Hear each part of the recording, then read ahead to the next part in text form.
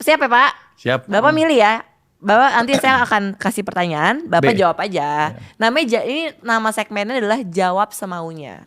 Oke, siap Pak? Siap. Logika atau insting? Logika. Kenapa tuh Pak? Hah? Kenapa? Oh bukan milih. Boleh lah, aku pengen tahu jadinya. Insting itu bisa tumbuh setelah kita punya logika yang dilatih berulang-ulang. Ya. Baru tumbuh insting. Betul. Kalau pertama kita insting, cilaka kita. Iya benar sih Pak. Oke, yang kedua Pak, menabung di bank digital atau bank konvensional? Ini ngejebak, kalau saya bilang salah satu, saya bilang dibilang pro yang ini, pro yang itu. Apa dua-duanya? Kalau saya sih dua-duanya. Oke. Boleh dua-duanya? Boleh, Kalau sebenarnya gitu nggak boleh sih Pak. Ya udah, saya bank konvensional aja. Kenapa? Kenapa ya kepo? Kenapa Pak? Karena saya udah tua. Nggak ngerti digital. Kerja pagi atau kerja malam Pak? Malam tuh jam berapa? Ya 7 ke atas. Pagi lah. Oke. Malam tidur. Oke Pak. Investasi yang paling cocok untuk ekonomi saat ini apa Pak? Di kondisi ekonomi seperti ini, investasi paling cocok buat anak muda apa Pak? Kenapa sih Pak? Kan Bapak sharing insight. Sekarang untuk anak muda yang baik. Cepet ya? Iya. Udah lama nih. Apa Pak? Emas, saham, lahan. Saham kalau nanti jatuh. Oke. Jadi sekarang buy low. Kalau ada jatuh, beli. Oke. Karena prospek kita sampai 2000 sekian 30 itu bagus. Bagus. Itu indeksnya bisa naik mungkin 3-4 kali lipat dari sekarang. Jadi prospek amat baik. Oke Pak. Selama saya hidup tapi ya, selama saya masih hidup. Karena saya akan jaga ekonominya. Pasti Pak, kita doakan selalu. Pak, perjalanan hidup paling berharga yang Bapak pegang sampai sekarang? Maksudnya, gue gak milih. Enggak, pelajaran Pak, pelajaran dari perjalanan hidup Bapak, apa yang Bapak pegang sampai sekarang? Yang saya pegang sampai sekarang, katakan kebenaran itu walaupun pahit. Oke. Kenapa? Boleh ceritain? Boleh dong Pak. Itu kalau pejabat-pejabat lapor ke bosnya, ke presiden misalnya, pasti bagus-bagus terus. Benar. Saya pernah dipanggil, saya bilang nggak bagus Pak, jelek Pak, ini. Dia nggak suka sama saya. Si Purbaya kalau kesini bawanya jelek terus. Tapi itu diperlukan untuk memperbaiki kondisi ekonomi. Betul. Akhirnya ketika dia percaya sama saya kebetulan, dibetulin ekonominya dengan kebijakan yang pas. Dan akhirnya bagus. Iya. Habis itu dia sekarang percaya, bukan karena waktu itu ya, percaya sekali sama saya. Saya bilang apa aja dia ikut. Oke. Jadi ya, saya hanya bilang itu. Kalau Anda mau dengar yang bagus-bagus, panggil orang lain. Tapi kalau Anda mau dengar yang betul-betul terjadi, panggil saya. Bagus tuh Pak quote-nya. Bagus tuh quote-nya. Berarti harus jujur ya Pak? Harus jujur. Pak, kalau satu kebiasaan kecil yang gak bisa Bapak tinggalkan setiap hari apa Pak? Nggak ada mungkin. Gak ada ya? Semuanya apa ya? Misalkan harus olahraga setiap pagi gitu. Malas juga. Malas juga, aku juga malas sih Pak. Ya paling berdoa aja. Berdoa ya, oke. Pak, kalau lagi stres, healingnya Bapak biasanya ngapain? Apa Bapak gak pernah stres? Oh pernah.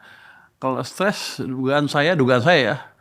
Saya itu nonton drama Cina yang pendek-pendek itu. Oh iya.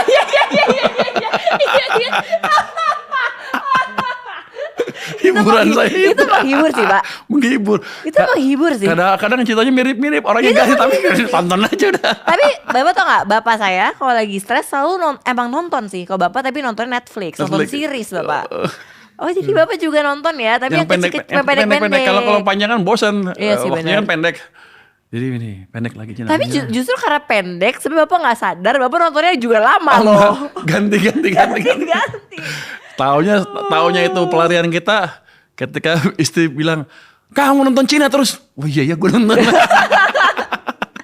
Tapi menarik. Menarik banget loh Pak.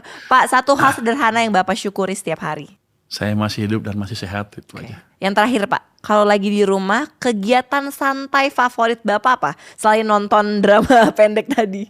Baca kadang-kadang. Apa Pak? Baca. Oh baca.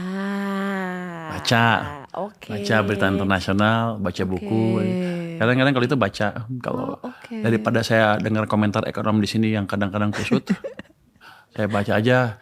Sumbernya di sana seperti apa sih sebetulnya, omongnya seperti apa, biasanya lebih jernih. Pak, apa sih yang trigger apa Pak? Yang kan nih Bapak selalu ngomong kan tadi ya, kita harus belajar terus, harus walaupun udah setua apapun harus tetap bisa terbuka. Apa sih Pak triggernya gimana bisa punya mindset itu? Karena nggak banyak loh Pak orang-orang yang sudah sangat senior punya mindset itu.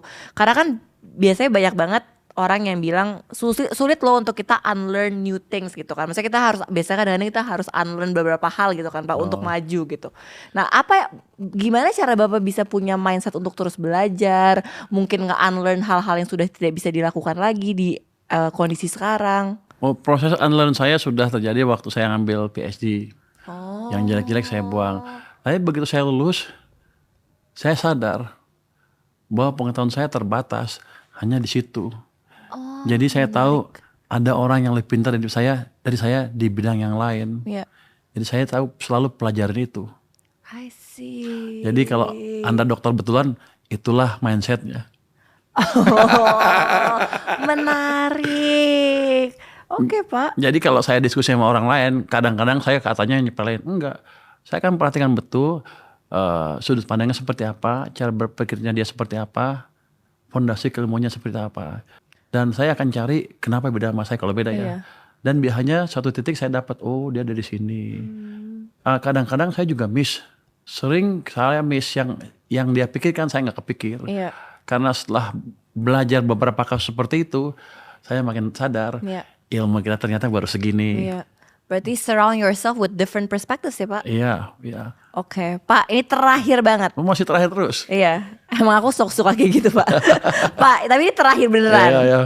Kalau Bapak nonton lagi episode kita hari ini nih Pak, kan ini forever akan ada di YouTube Pak. Jadi Bapak akan bisa nonton terus. 5 tahun lagi, Bapak lagi santai di rumah, Bapak nonton episode kita hari ini.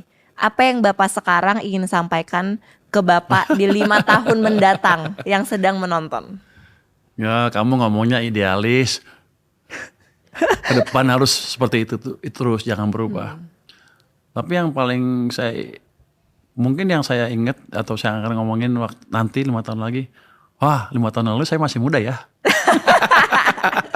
Diskusi sama orang yang muda lagi. 5 tahun kan udah pengen pakai tongkat. Enggak lah Pak, belum lah. Itu kira-kira cukup jawabannya. Pak, terima kasih banyak. Terima kasih untuk insight-nya. Kita belajar banyak sekali hari ini.